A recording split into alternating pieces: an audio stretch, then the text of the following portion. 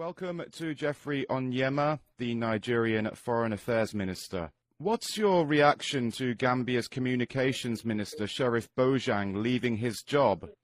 It just goes to show the heightened level of tension in the country.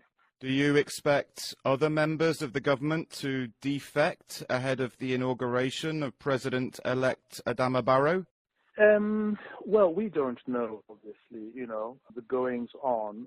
These are members of President Jammehs' cabinet. We are not really privy to the dynamics, within the cabinet. What are your thoughts ahead of the Supreme Court case brought by President Jammeh, which is expected to be held on Tuesday, because the Chief Justice is Nigerian-born?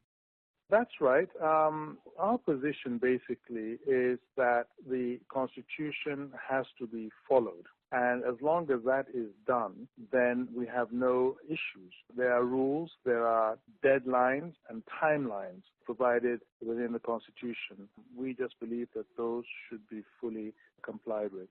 Is it true that they requested other Nigerian judges, but that the Nigerian judiciary said that they were unable to send other judges? The situation is that there is an existing agreement between Nigeria and the Gambia to provide judges during certain periods of time.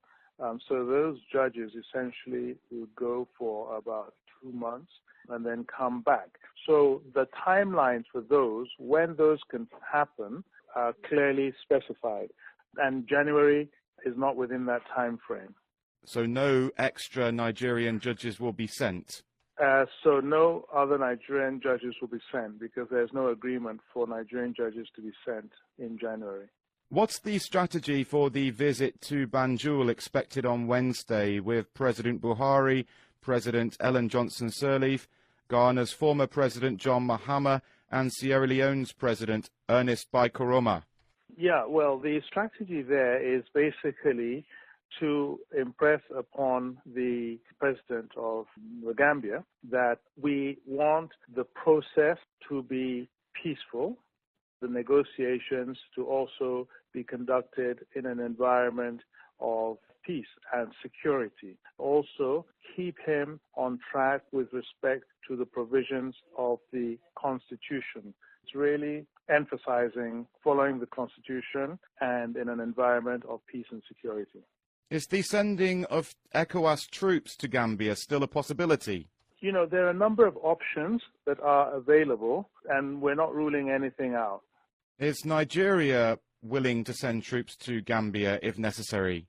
As I said, these are all options that are on the table and will all be considered on their merits, and nothing has been ruled out.